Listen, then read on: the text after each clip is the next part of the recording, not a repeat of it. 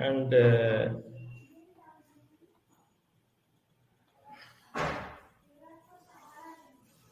dear friends, today we are organizing this program on Budget 2022, Atmanirbhar Bharat Ka Budget, Transforming India. So today we have an important, very learned, experienced, knowledgeable guest. He is a chartered accountant, he is a politician, he is a philanthropist, and he is involved in many of our intellectual activities concerned with national issues.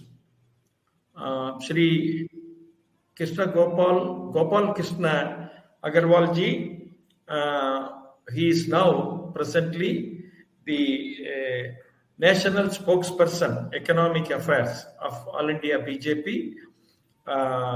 So by profession, he is a well-known chartered accountant. He is part of many organizations, nationalistic and spiritual business organizations.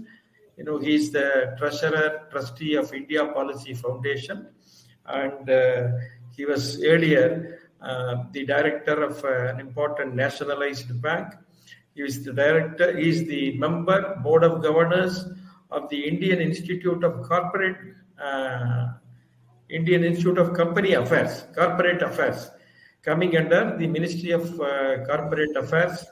This is an important think tank under the Ministry of Corporate Affairs, and he holds many responsibilities, and he is an excellent speaker, writer also. So I am very happy to introduce him to Tamil Nadu. He has traveled to Tamil Nadu earlier. A few months back, he came with one of our national leaders during elections, and he is our well-wisher and one of my closest friends for the last 7-8 years. So we are very, very happy to have Shri Gopalakrishna Agarwal ji with us. So I invite Shri Gopalakrishna Agarwal ji to speak to us for about 30-35 minutes, and after that we can have question and answers for about 15-20 minutes. Thank you. Please, Agarwal ji. Yeah. Thank you, Shri Kanagasabapathi ji, for giving me this opportunity and inviting me to this important meeting, post-budget discussion for our friends, colleagues, and party cadre from Tamil Nadu. I would like to welcome all of them, all the people who have joined, and wish them convey my good wishes to all of them from the party, Bharatiya Janata Party. And I would also like to thank Indian Economic and Cultural Center, who have today organized this important event. The whole team, I would like to convey my thanks, sincere thanks. And the first time I'm using this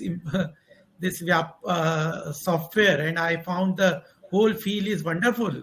I have attended and spoken in hundreds and hundreds of platforms in last 2-3 years, even international seminars also. But I found that this is a very good platform. Kanagasabapathi ji had told me about this, but this is my first experience. So I must congratulate you for this wonderful IT initiative. And I think this will be one of the milestone, Kanagasabapathi ji, on the IT initiative of the government, Atmanirbhar Bharat. Yes. It's an important initiative under the Atmanirbhar Bharat, and I would definitely recommend it to my friends and colleagues and professionals who are very active on this media.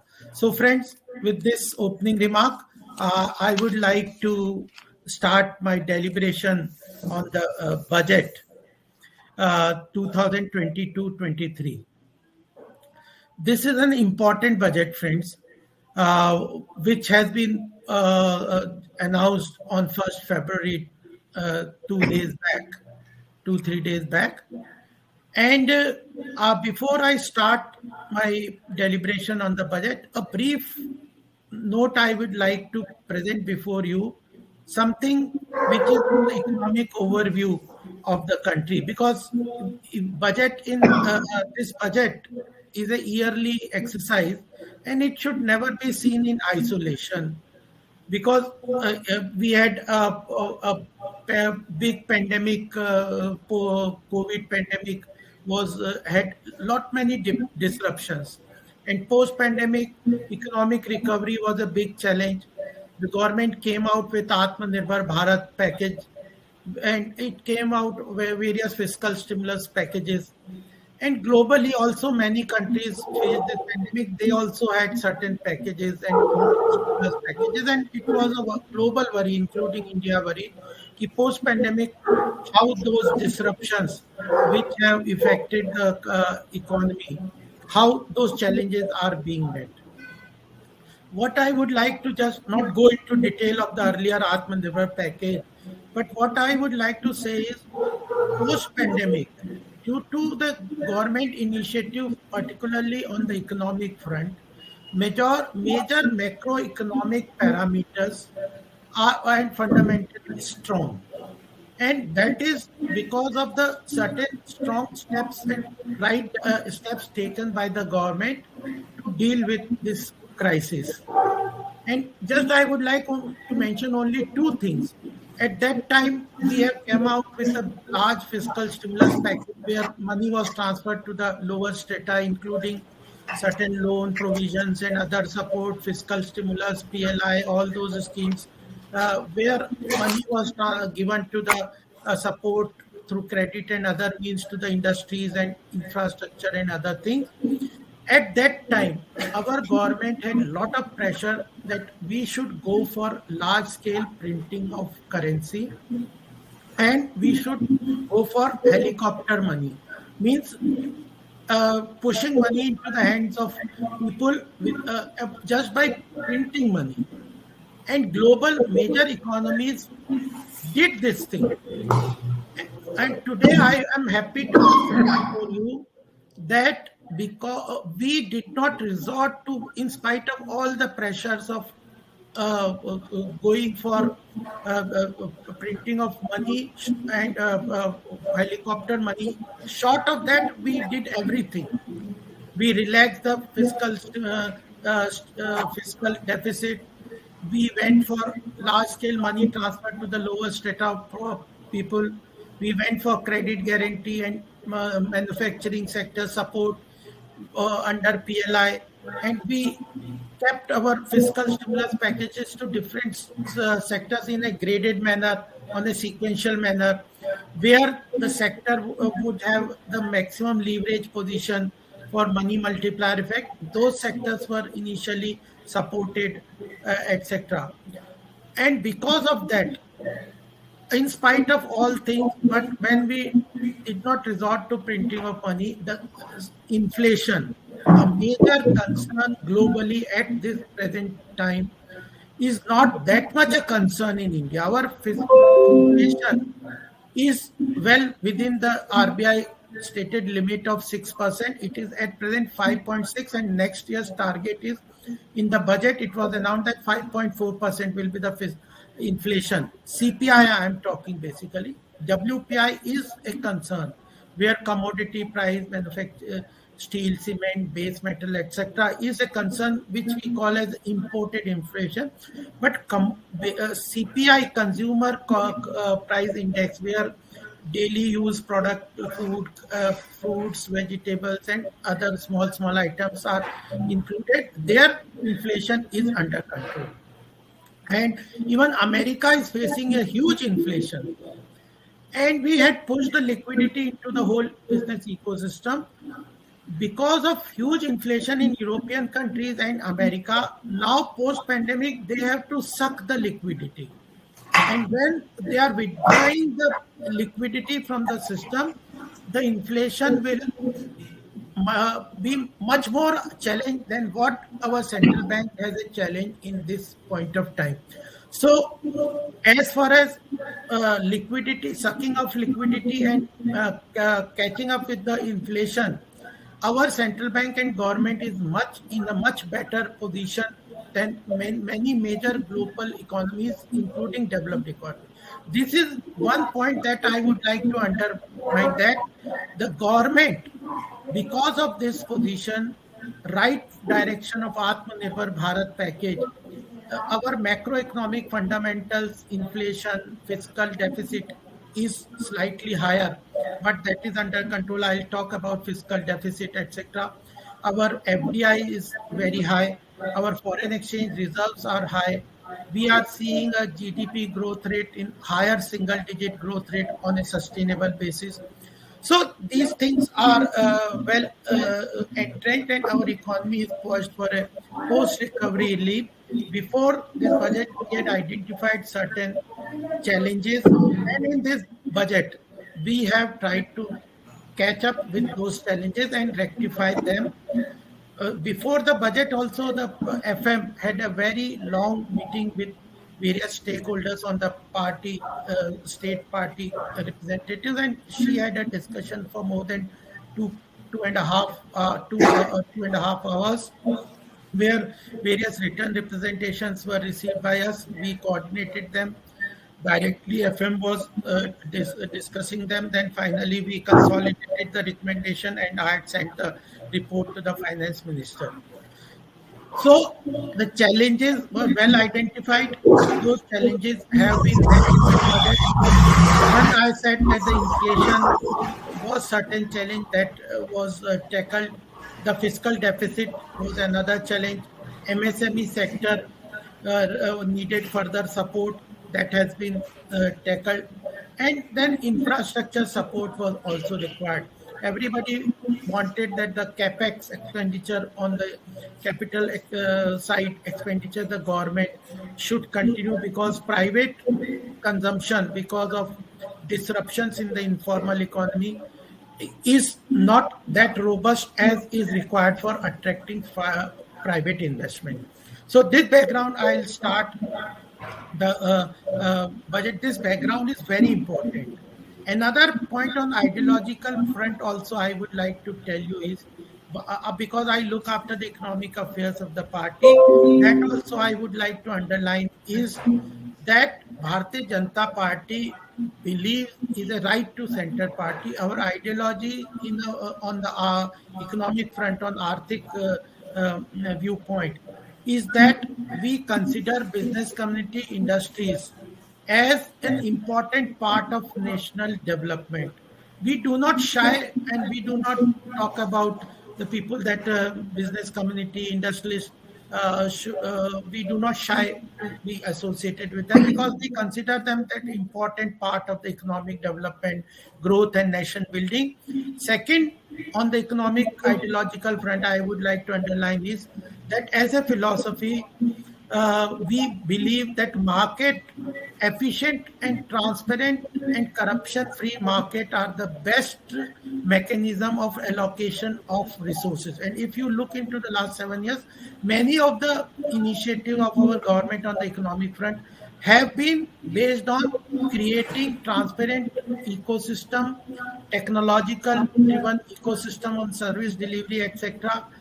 And compliance is also, technology is being hugely used, and corruption free, transparent, technological driven ecosystem, so that market are efficiently functioning is there. And the third important part of our economic ideology is, which I think Kanagasabapathi ji must be talking about, you must have all heard, is Antyodaya. The benefit of the economic progress and growth should go to person in the society. So Antyodaya, market-friendly economy, considering business and industries as part of nation building, are three basic points that I wanted to clarify, in addition to many other things must be there. In this budget, when the FM talked in the initial that we at present are in the 75th year of our independence, and what she told that this is a budget for India at 75. And what I call, I had written also many articles post budget of before budget, is that this budget is a blueprint to the roadmap of what we want to achieve by 2047, when we will complete our 100 years of independence.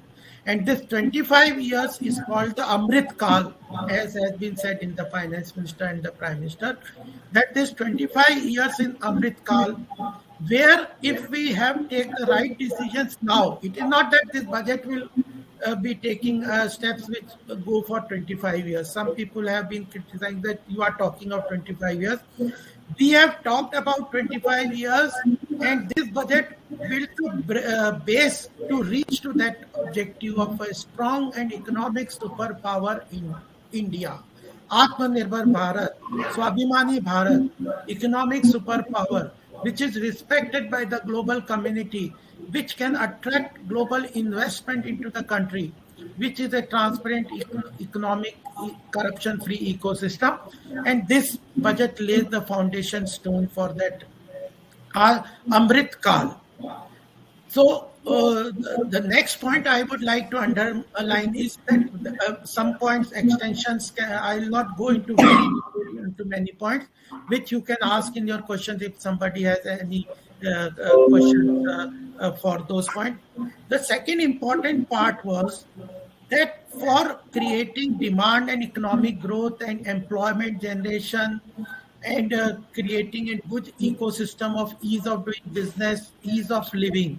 Four things were important: ease of doing business, ease of living, attracting foreign investment, and creating demand in the economy so that it can attract investment from private sector and global investors also. The government has announced its big push on infrastructure development. That is the underlying factor of this budget. That government has continued with its massive outreach expenditure, increasing the expenditure on infrastructure creation, which will bring all these 4-5 desired results, including reducing the cost of transportation for finished goods and the raw material. Because ultimately industries will prosper when cost of transportation is reduced. Through Gati Shakti initiative, 7 items of Gati Shakti, government has tried to achieve all these objectives. Reduction in cost of transportation is expected to the tune of 4 to 5%. It's a massive reduction in cost of manufacturing. In addition to do ease of doing business, in addition to do ease of living, in addition to push money into the hands of the people, so that through the means where it will propel and catalyze economic development through creation of demand, etc. And what the finance minister and I have been talking is, this is the method of cloud in of private investment. When there is a huge expenditure from the government, the demand itself will rise and the private investor will come because there is demand in the economy. At the same time, this creation of infrastructure in rural areas through Pradhan Mantri Gramin Sadak Yojana, Pradhan Mantri Awas Yojana and various schemes, the money will flow to the rural and regional and geographical outreach areas, where also informal sector, construction industry will develop, other industries will develop, so that informal sector labor also gets money into the whole system. So Gati Shakti is an important initiative, and only one figure I'll quote is that last year we had increased the infrastructure investment to the tune of 26%. Again this year, under the Gati Shakti infrastructure development, we have increased the capex expenditure of the government, including PSUs, in central government, to the tune from 5.5 lakh crore to 7.5 lakh crore. It's a massive increase of 35% in one single year. It is a budget for this year. This is a massive increase in expenditure. And we have on the federal sector, I know Tamil Nadu is governed by a different party. there has been no discrimination with any state in any of the schemes of the government. In addition to central government spending, our budget has announced 1 lakh crore of 50 years of tax-free, interest-free loan for state governments for capital expenditure. And together with 1 lakh crore of state increased expenditure, 7.5 lakh crore of central expenditure and PSUs, the total expenditure on infrastructure development under Gati Shakti is 10.68 lakh crore. If you compare with some of the figures some decades back, you will find that it was capital expenditure used to be to the tune of 30,000, 40,000 crores. It's a massive increase that we are doing, and this will create a big boost in the economy. Second point that is very important for particularly all of us is that earlier majority of investment on urbanization was taking place in 5-6 cities. In this budget, urbanization is the second important focus of our government. We are doing a massive infrastructure, massive development of tier 2 and 3 cities, including planning, sanitation, water availability, metro transportation. And I tell you, I am a student of economics. I have been working in economic and with the government agencies and other things. The growth of any country will lie from tier 2 and tier 3 cities for us. I have seen how Nagpur has developed. I have seen how Hyderabad has been developing, though it has become a large city. How Noida is developing, Jaipur, Pune, Dehradun, these small cities, Trivandrum, Cochin, these tier 2 and tier 3 cities are the cities where the growth will lie.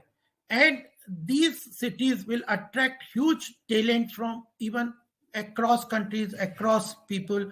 For their government has given allocation for setting up 5 digital universities in addition to metro and other things I have said. So this urbanization will be the second of tier 2 and tier 3 cities will be the second most important factor which will propel the growth of the country. And under the Gati Shakti, I would just like to mention that the 7 aspect that I was talking was road connectivity, railway connectivity, waterways, airways, airports, metro. All this connectivity will be very important.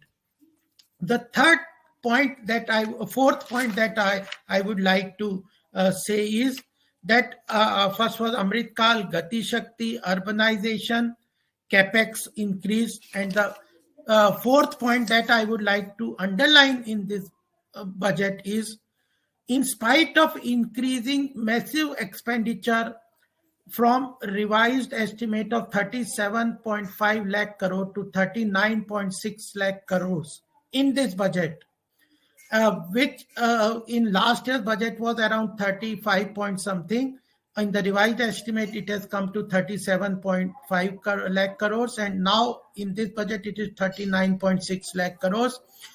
In spite of hugely increasing government expenditure, including social security, infrastructure development, etc., there has been no change on the tax rates.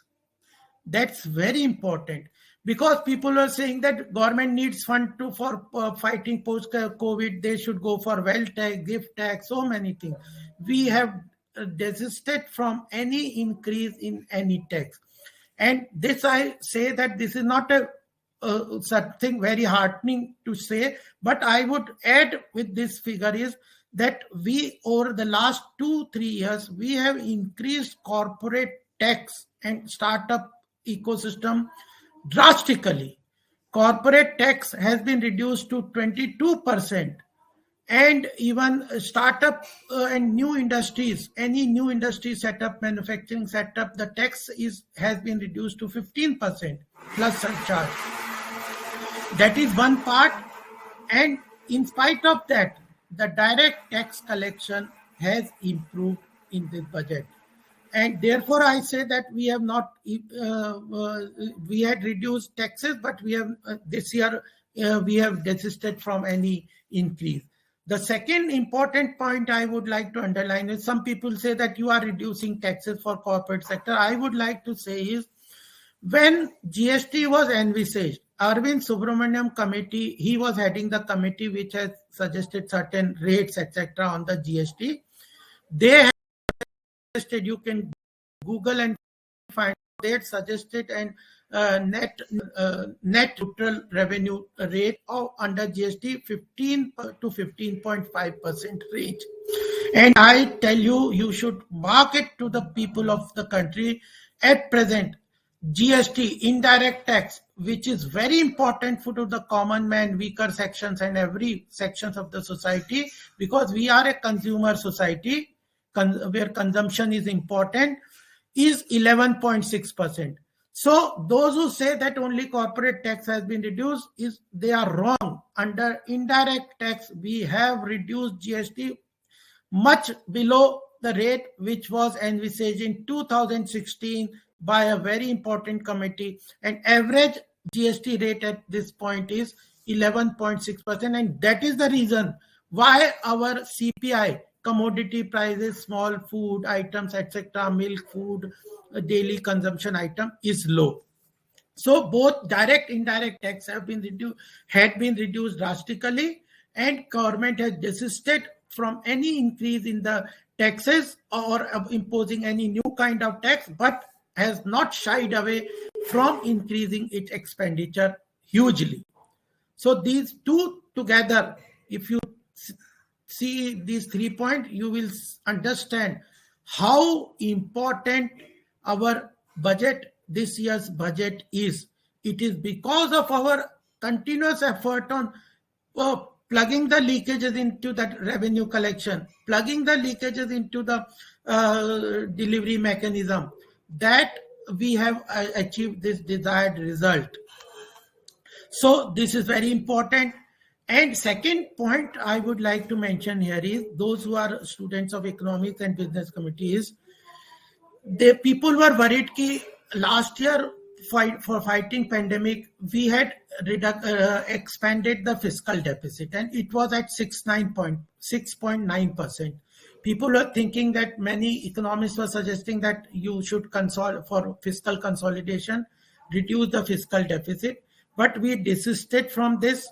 We thought that fiscal consolidation is important, but government continuing its expenditure is much more important, and therefore we should consolidate economy on a gradual basis. Fiscal consolidation should take place in a gradual basis, and this year's target has been kept at 6.4%. And the final fiscal consolidation target in 2025 has been kept at 4.5%. So this is also an important part, economic parameters, which gives strength to the continuous expenditure, gives support to this thinking that government will continue its expenditure in the future also. And we are seeing a tax buoyancy in collection.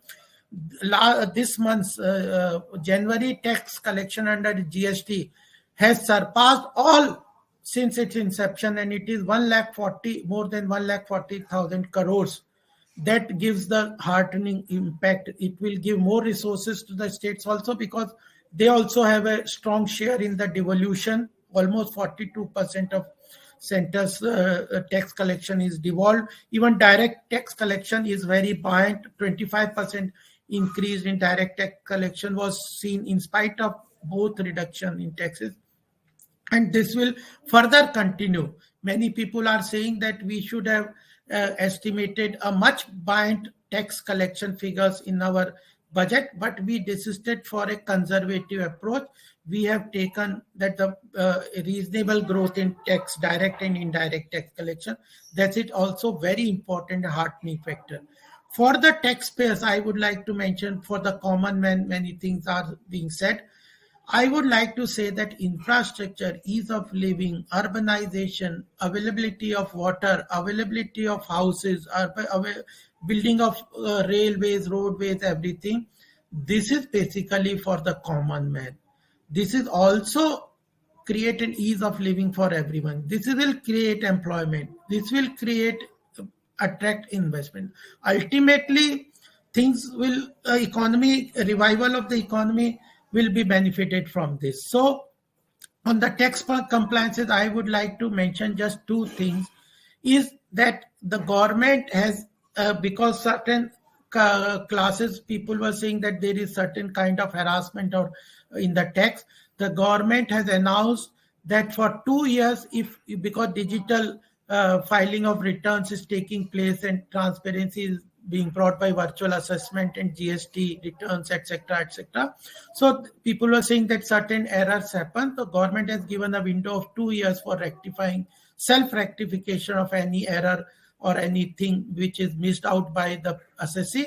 They can rectify their assessment. Second is the department used to go continuously. There is certain assessment is taking place for any assessees, and there is certain if there is a law dispute on any factual law aspect and the pending court cases there in High Court and Supreme Court. Earlier, what the department used to do, again in the next year, on the same law issue, they will again assess the assessee on that basis. Then you have to again file for a different litigation.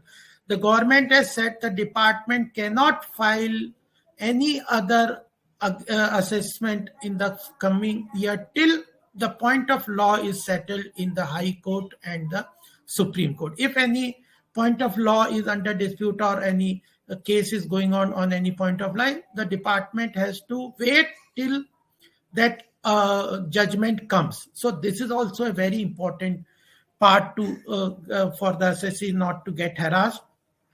Third point I would like on this tax compliance is, over the years, we have reduced 25,000 compliances for various business and corporate sector or different assessment sector. 25,000 compliances have been done away with.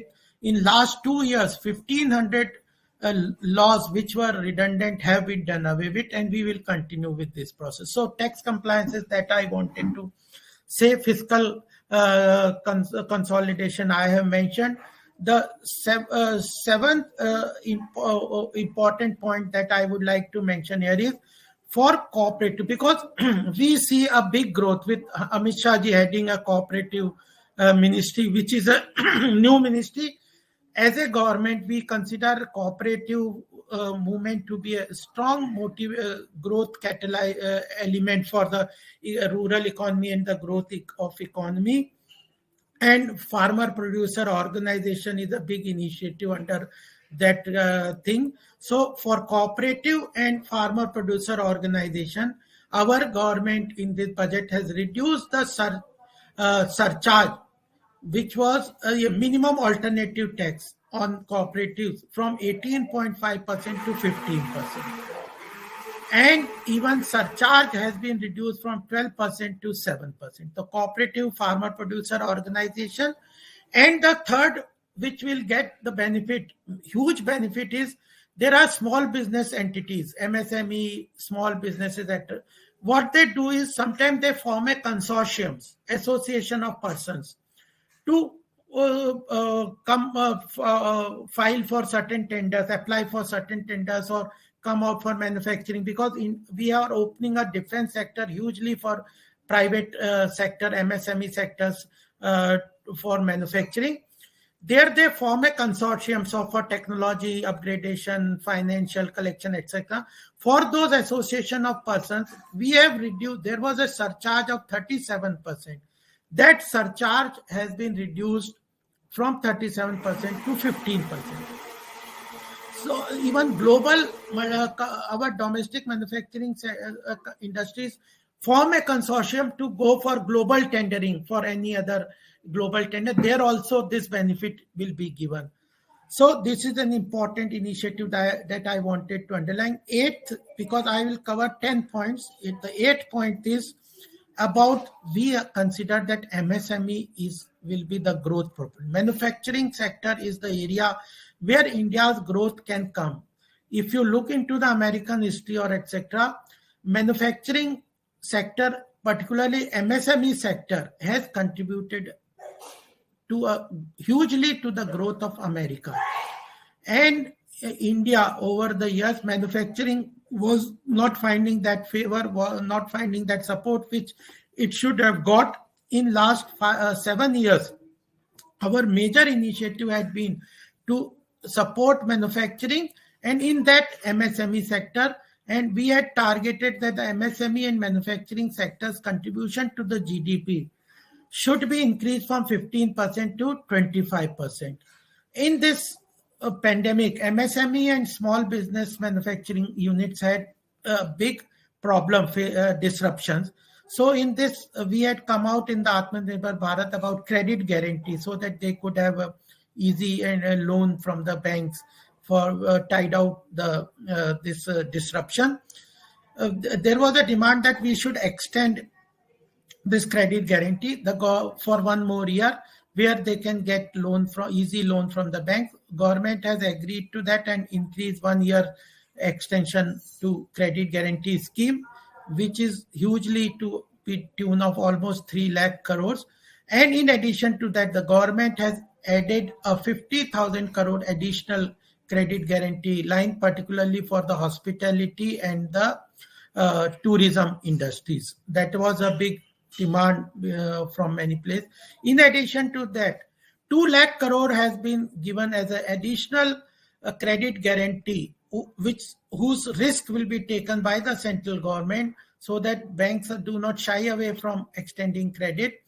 Another 2 lakh crore has been allocated particularly for the micro industries under the credit guarantee scheme. So this is an important initiative for MSME support. And the thing is that 68% of the domestic defense production procurement has been earmarked and reserved only for our domestic manufacturers. This is a huge change. Majority of our defense requirement was getting imported. The government Modi ji has, in this budget, has reserved 68% of the defense procurement for our domestic manufacturing sector. So this will also hugely impact the MSME sector and micro and small businesses. And even I told you that I have mentioned about WPI, wholesale price index, where MSME was saying that because of increase in the cement, steel and other commodity prices, which are used as a raw material, we had over the years some point of time increased the custom duties and excise duties on some of the parts, these basic metals and raw materials.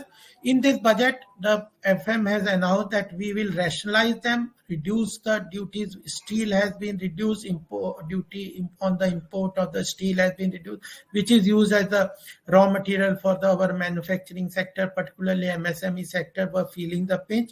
And other commodity imports will also be rationalized. So WPI, which is at high level at this point, that will also be reduced. And further, this reduction in base metals and raw materials import will further reduce the cost and help the MSME sectors.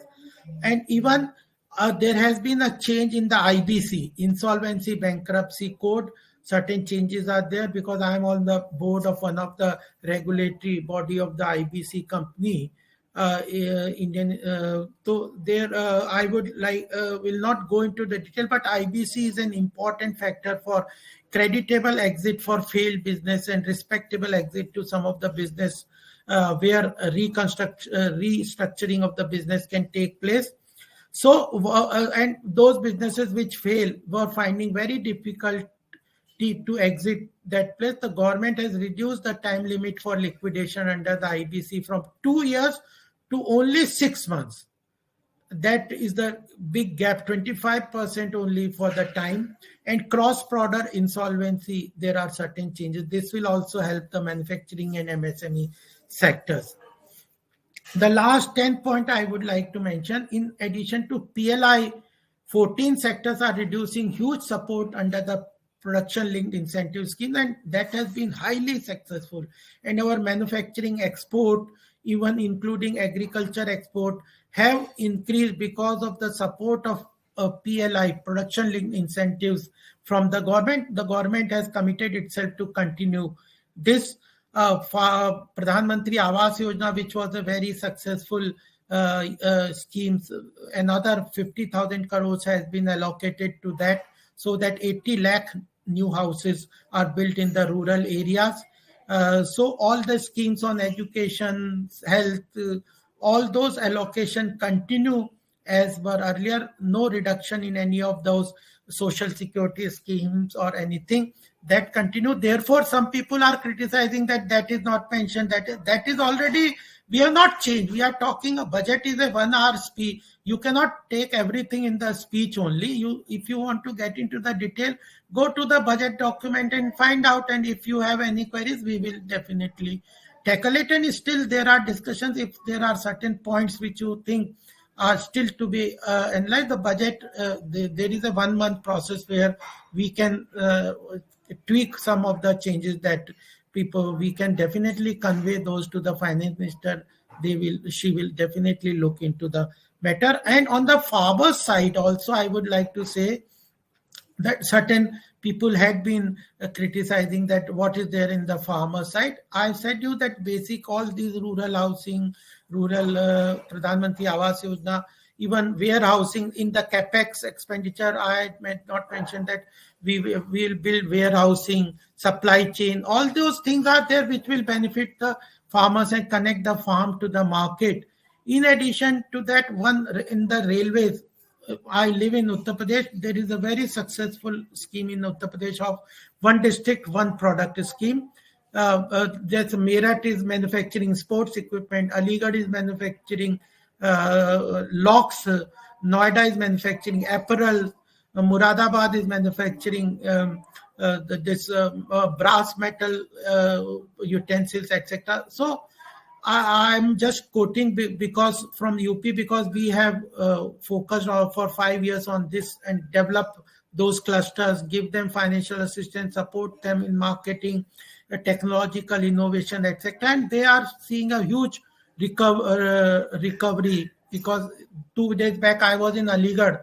Earlier the lock industry was getting closed one by one. Now it is reviving.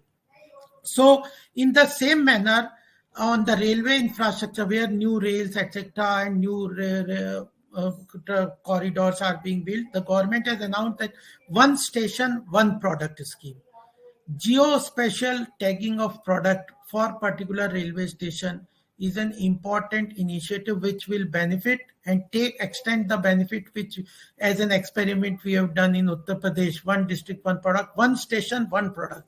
So it will bring good support for those small town areas where food processing industry can be set up, where cottage industries can be set up, where different type of cluster development industries can set up, as Tirchur or the way cotton industry has been developed in Coimbatore, near Coimbatore, etc. So similar kind of thing can develop on the one station, one district. And last point I would like to mention is about the natural farming corridor. Our success in building freight corridors, industrial corridors, defense corridors has been hugely successful. That has helped develop industries very extensively. So Ganga is our sacred river. We had been trying to clean it for so many years. That was our commitment. What the Prime Minister has said, that we will build a natural farming corridor on both sides of the Ganga river. And the length of the river is around 2,500 kilometers from Gangotri basically to the Ganga Sagar.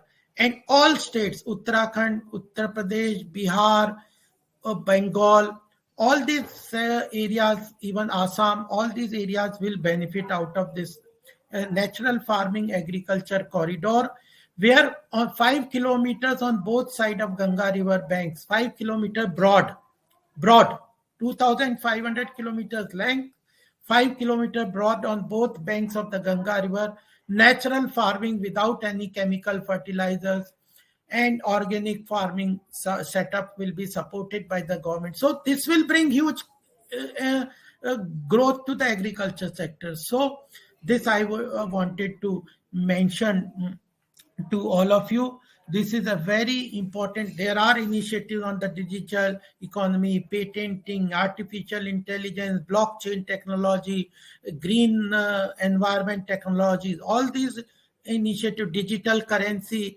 is being initiatives. I can go on and on, but I think for the paucity of time, I would stop my initial remarks so that this discussion can further be taken up. Thank you for patiently hearing me out. Thank you.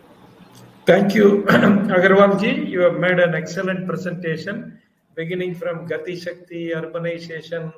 You have covered all the important points, and one or two very important observations you have made. Initially you gave the background for our economy, and later you said one or two important points as to how Modi government is undertaking a lot of capital expenditure initiatives without taxing people, and this is very important. If we have to take it outside to people so that they will be able to understand this. So thank you very much.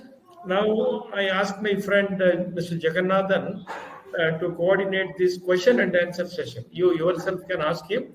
He is an expert on financial markets also, Jagan. So you can ask him about stock markets also.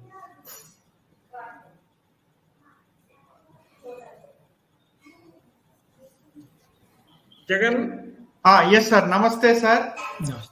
Namaste, Gopalji. Namaste, Professor, sir. And namaste to all the audience from Indian Economic and Cultural Center who have watched this beautiful program. It has been a thoroughly budget immersive experience which Gopalji has presented. And we have had a thorough understanding of the budget. Thanks to you. And thank you, Professor sir, for organizing this program and bringing Gopalji to this evening program by IECC. Some of our members have a few questions, sir. Yes. One by one. Sir, Mr. Chandni asks how women empowerment will be benefited in the new budget. Okay. So you can take 2-3 questions. I'll answer together. Yes, sir. And one Mr. Anand Narasimhan, he asks only 6 crore people are paying tax. If you see the way people spend money on cars and houses, etc., there is a huge divergence. How is our government going to bring them under the tax net, or how is the government going to broaden the tax net? Yes, second question kiska hai? One Mr. Anand Narasimhan. Anand ji, okay. And one Mr. Anand Subramaniam has a question. Salaried persons, whether government or private, getting deducted and all their incomes are captured. But even after demonetization and digitization, we have not been able to broaden this again explains asks for a call for action for broadening the tax net. Okay. And then fourth one is that Modi government is all the countries in the world respect market. This outside the development. Yes, sir. Broadly tax net increase and how we capture the income tax to a wider audience is the question, sir. And women empowerment and Atmanirbhar, broadly we understand. There is one question about Atmanirbhar is self-reliance. We all understand that, and truly this budget has been a budget towards self-reliant India. The government's actions have been, all these PLI schemes, as you elaborated, has been in that direction, especially the COVID management. Maybe a few words on that would help. Thank you. I'll take up this question. First, I'll take up the tax net because three people have asked basically on the tax net. I agree that many people are not paying tax in the country. But one thing I would like to clarify is it is only for direct tax that people are not paying. Indirect tax is being paid by everybody. Even a small girl child goes to a market and buys a pencil, there is an indirect tax component in it. And before 2017, this indirect tax was to the tune of almost not 2017, 2014, when we brought GST in 2016. The indirect tax was to the tune of 25 to 30%. And that indirect tax we have reduced, as I said on my presentation, that it has been reduced average tax revenue to 11.6%. So everybody in the country is paying tax, but direct tax is less. And if I gave you the tax buoyancy, tax to GDP ratio is low. So what I tell you one thing is, though there was a scope to increase the tax to GDP ratio to increasing the GST, at present we have desisted from. There is ample scope in the increasing the GST because average net neutrality of tax rate was, we had announced in 2016, was 15 to 15.5%. That too from reducing it from around 25%. But still, we have desisted from this because there is an increased buoyancy of compliances under the GST. And that has come because when I talked about market economy, transparent use of technology, e-filing, etc., there is a big data collation. I am a chartered accountant also. If you see that under GST, you are filing return, under your bank account, the data is being exchanged between various platforms. Virtual assessment is being made online. Huge transaction, your bank transactions, your GST transactions, your this tax filing returns, etc. The government has been doing massive data collation where information exchange is taking place, and therefore all your purchases, etc., is being collated. So therefore automatically this tax compliances, etc., will become higher. And that is the result that in spite of our huge reduction in the direct and indirect tax, we are seeing a tax buoyancy. Further, we have given a 2 years window where any lapse or any error will be corrected, because now data we are automatically collating.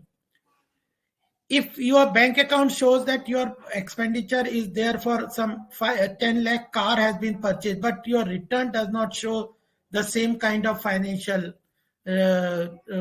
position, so that is being automatically looked into. So that is one thing we would like to further. And even in the virtual assessment, because we want people to comply under tax but not get harassed, and same time there should be no corruption in the tax department. We know that there has been many reports about corruption being rampant in the department. Therefore, we are putting everything on online. No physical assessment, no physical hearing, and this is an important part. So one thing. And on the salary part also, I would like Mr. Subramaniam has asked, Mr. Anand, both Anand Subramaniam ji and I have asked. I tell you that if you look into the tax calculation, till 15 lakh, it is almost very low tax, 15 lakh of income in the country. And 90% people are below. Even I think 92% of our people which you mentioned, around 6 crore people are filing demand. 92% have filed below 10 lakh of income.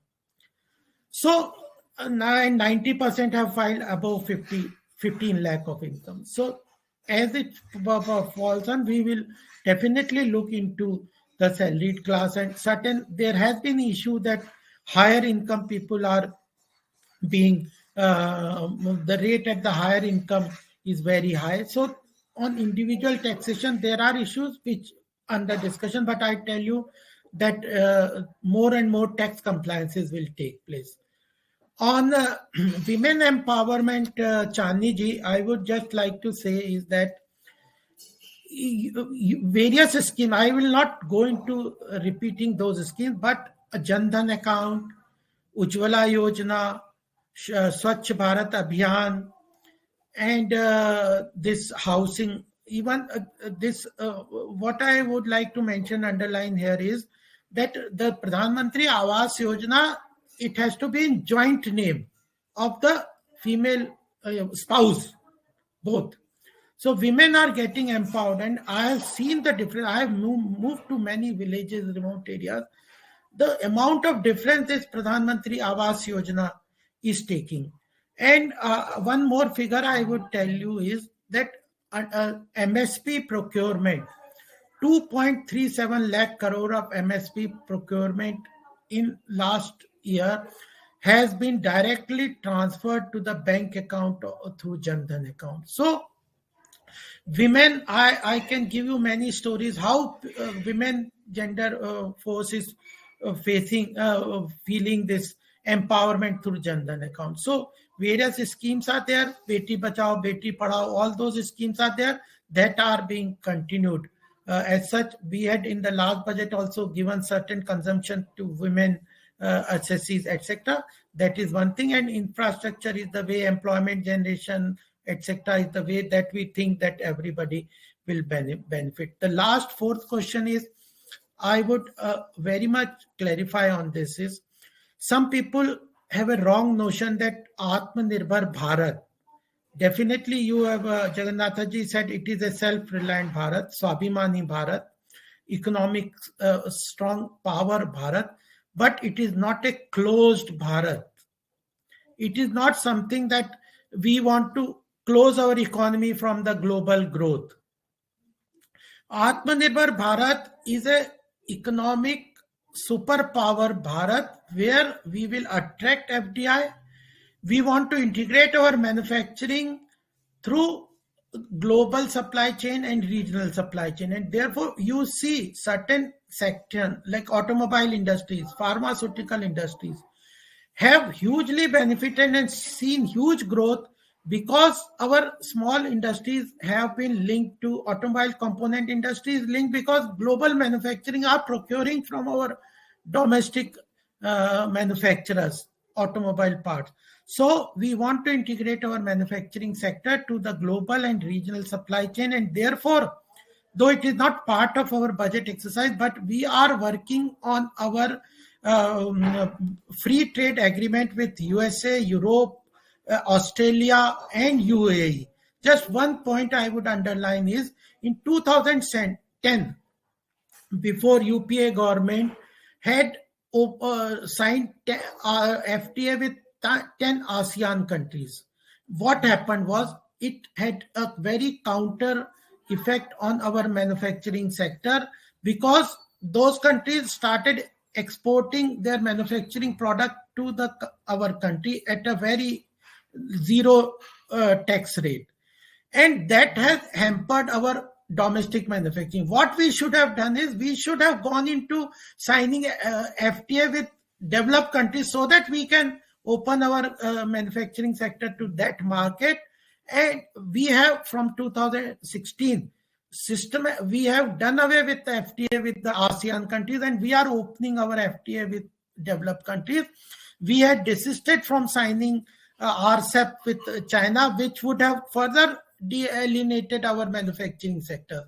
And we are focused on making our manufacturing MSME sector competitive. And when I talked about logistic cost, reduction in logistic cost, our transportation cost is much higher in the global competition.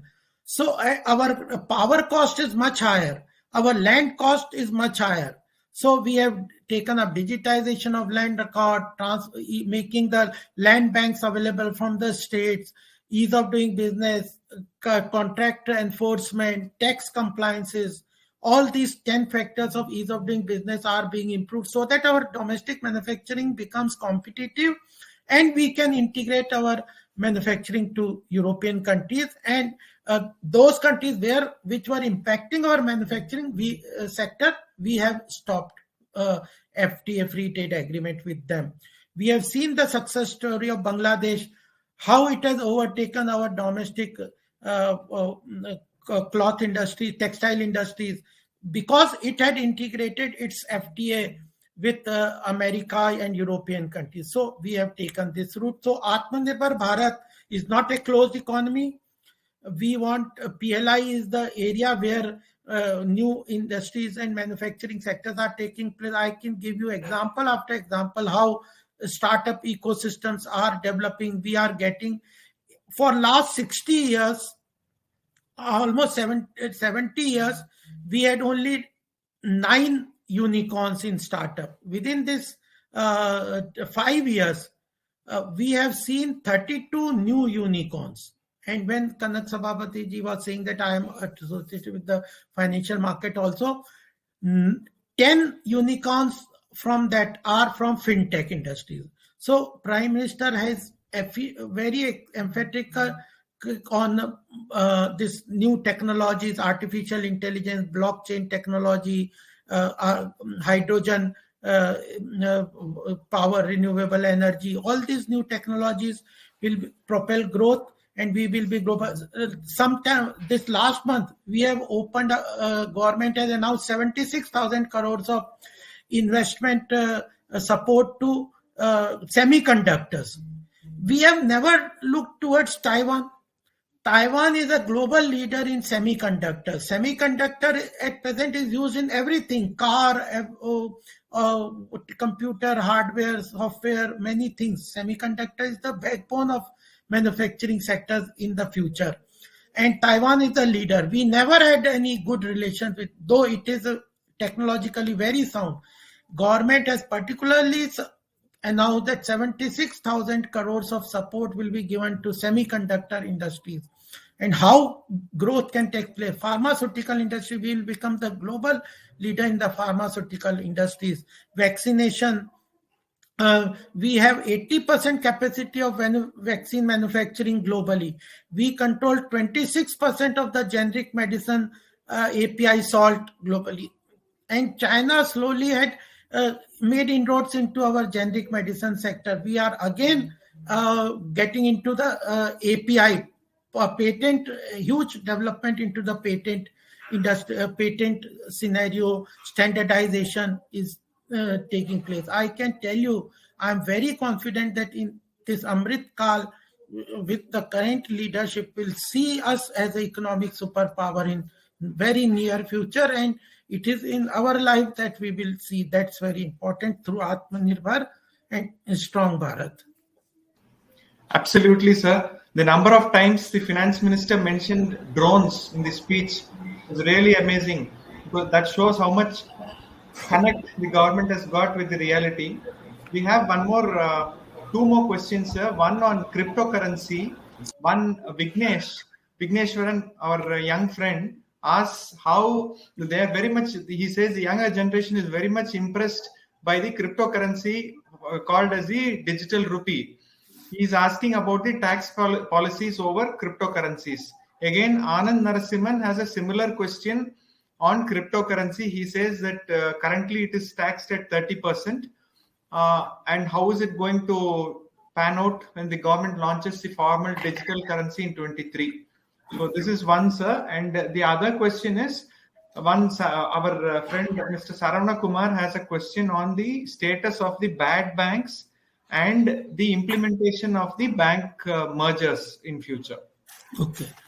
Very important question. I did not cover this because it's a slightly bigger subject, and I have been working with the Standing Committee on Cryptocurrency. I tell you two basic points. Those Vignesh ji and Anand ji and other listeners, it's an important question. Thank you for asking this. What currency is never to be considered as an asset class. we should understand this basic philosophy. Currency is a medium of transaction, and if you consider it as an asset class, it is not correct.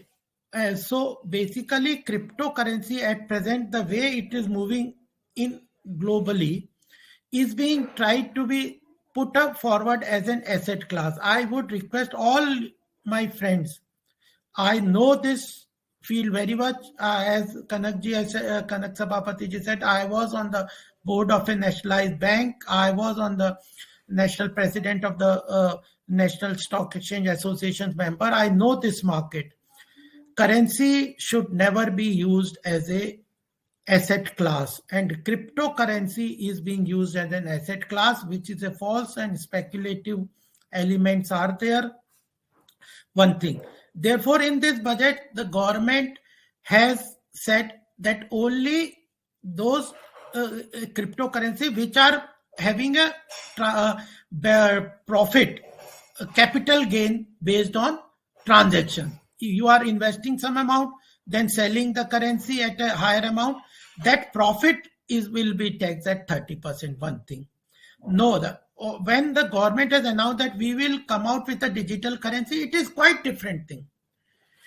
Crypto, we should understand currency and crypto. Those people who are marketing cryptocurrency, crypto is an algorithm. Those from the IT sector must be knowing crypto is an algorithm. It is a blockchain technology which we are encouraging. 9 departments together have come together under MIT, IT Ministry, to develop and improve blockchain technology. Use it in fintech, use it in health chain, building health chain, use it in other various chains, insurance chains, etc. Crypto is a very important technology. It's a blockchain technology. We will promote them. We will use them. Currency has nothing. It is also using the algorithm, but cryptocurrency are two separate things. We will promote crypto, but cryptocurrency has another problem is, I'm not saying that we do not support. We are not going, government has said that we are not going to ban cryptocurrency. And there is a separate bill which will bring out all the legal aspect of the cryptocurrency. But the cryptocurrency is another aspect which cannot be used as a medium of transaction in the country because it is using a distributed ledger technology.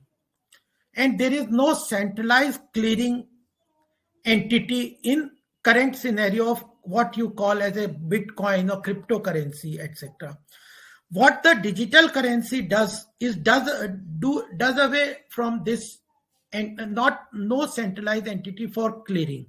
Because if there is no centralized agency in a clearing mechanism, then lot of illegal money, drug money, foreign money, which can create black money into the system, can come into this system. So we are promoting digital currency, which will use crypto, which will have all the aspects of doing away with the physical currency, but it will have a centralized Reserve Bank will come out with digital currency, which will have all the benefits of digital currency. It can be used for transactions, etc., online transfer, etc. And it also has a feature that it can any point of time convert it into physical currency. So those who are using crypto as an asset class, I request them not to get with it's a speculative element.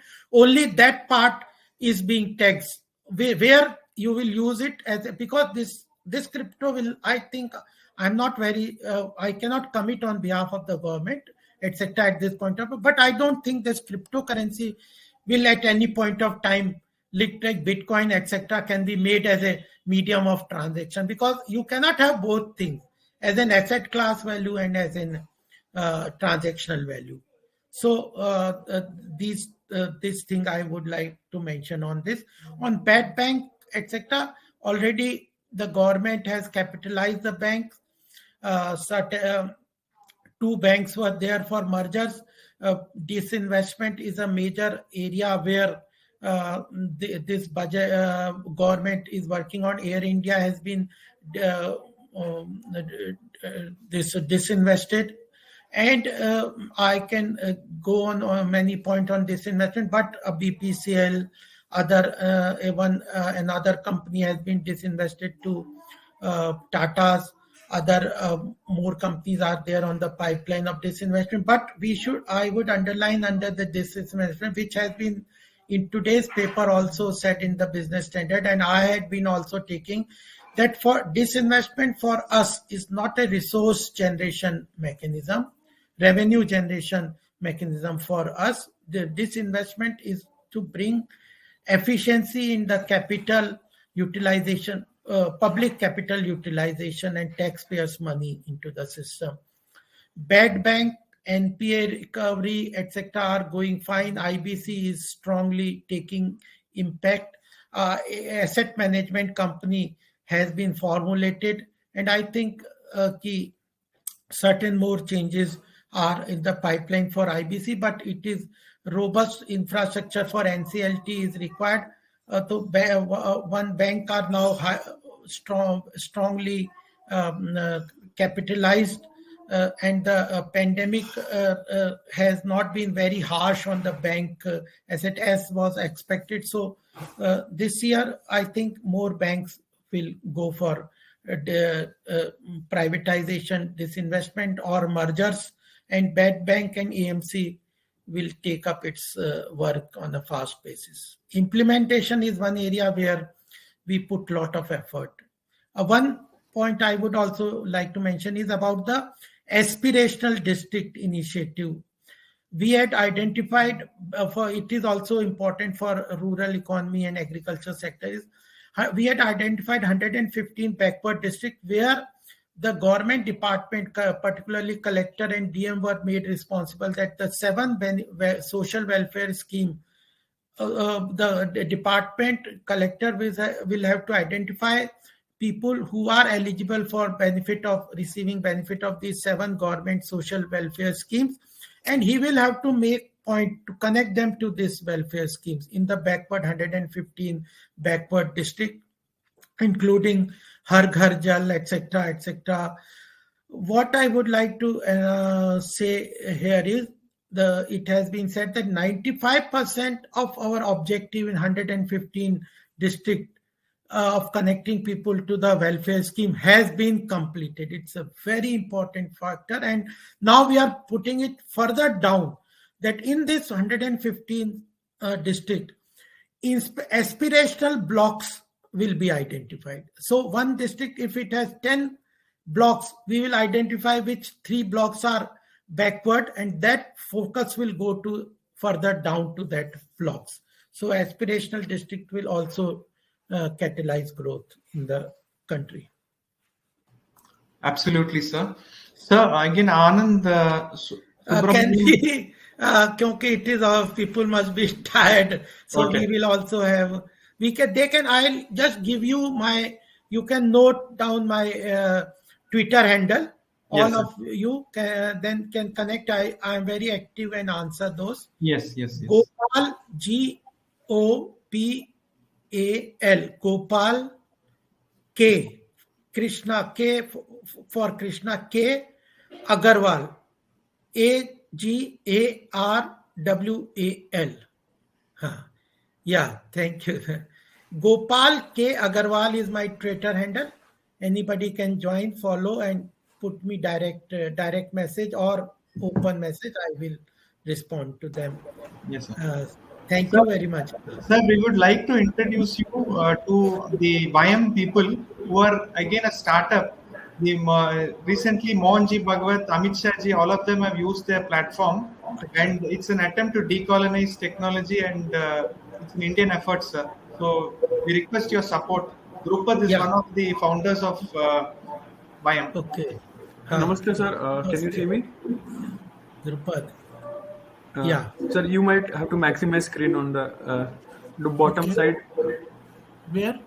Bottom side, right hand side, bottom corner. Achha. You can maximize the screen from there. Yes. Oh yes, Achha, it's good. So I'm Drupad Vipat, basically a swamsevak from Ujjain. Okay. I completed Ujjain? Ji. Acha, I am from Khandwa.